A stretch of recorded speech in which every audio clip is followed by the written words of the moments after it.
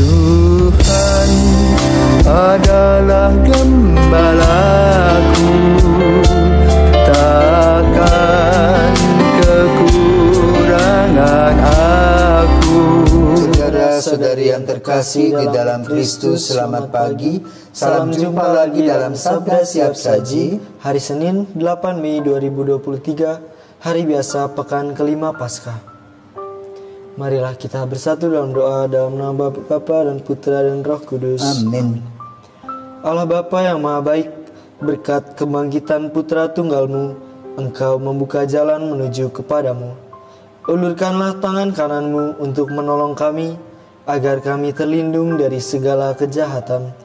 Dengan pengantaran Tuhan kami Yesus Kristus Putra-Mu, yang hidup dan bersama Dikau dalam persatuan Roh Kudus, Allah sepanjang segala masa.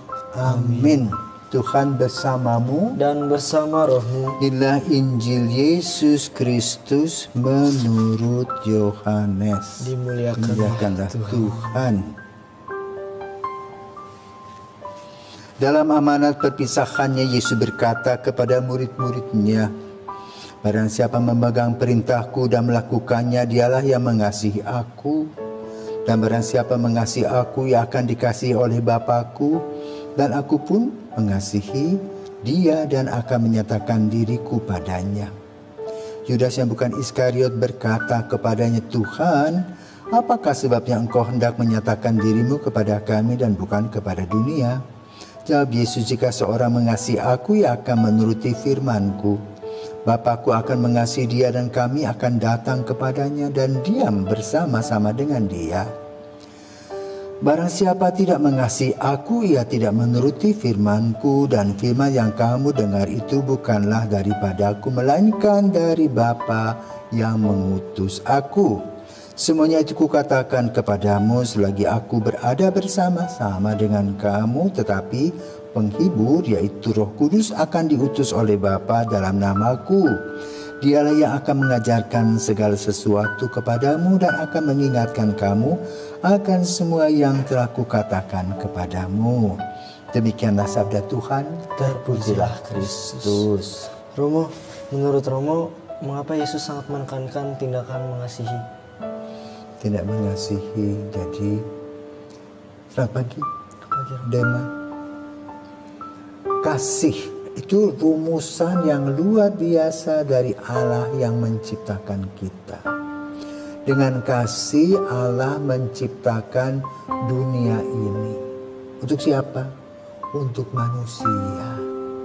Maka manusia itu berbeda dengan makhluk ciptaan lainnya. Manusia terdiri daripada badan, roh, dan jiwa. Sementara makhluk yang lainnya adalah badan dan jiwa. Maka setelah kematian, binatang-binatang itu selesai. Sementara kita masih terus, kenapa? Hukum kasih Allah itu. Makanya digempur, boleh katakan dalam tanda petik, oleh Yesus, itu manusia, bukan makhluk ciptaan lain. Allah datang kepada manusia sebagai anak Allah yang masuk terjun solidar dengan manusia. Ya, untuk apa? Untuk mengetahui kadar kasih tadi. Maka lalu dalam sejarah keselamatan, dalam perjanjian lama kita kenal apa yang dilakukan oleh Musa di Gunung Sinai, yaitu 10 perintah Allah. 3 untuk Allah, 7 untuk manusia. Tetapi Yesus mengubahnya menjadi hukum kasih. Nah, hukum kasih itu dalam bentuk salib. Ya. Vertikal, Allah, manusia, manusia dengan Allah. Horizontal, manusia dengan manusia.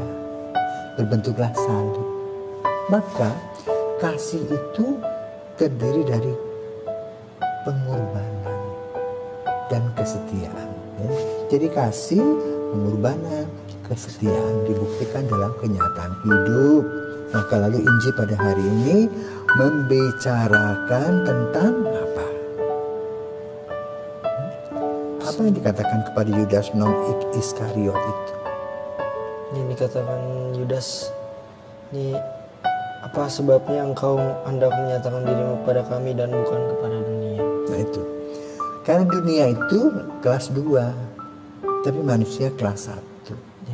Ya. Sehingga worth it sehingga memang cocok. Ya.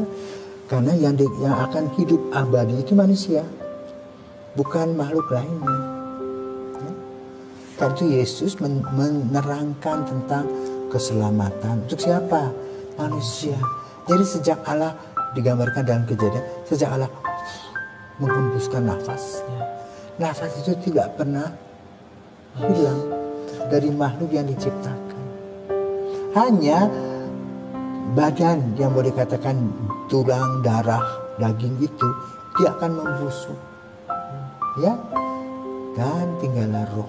Nah, roh inilah yang masuk dalam keselamatan.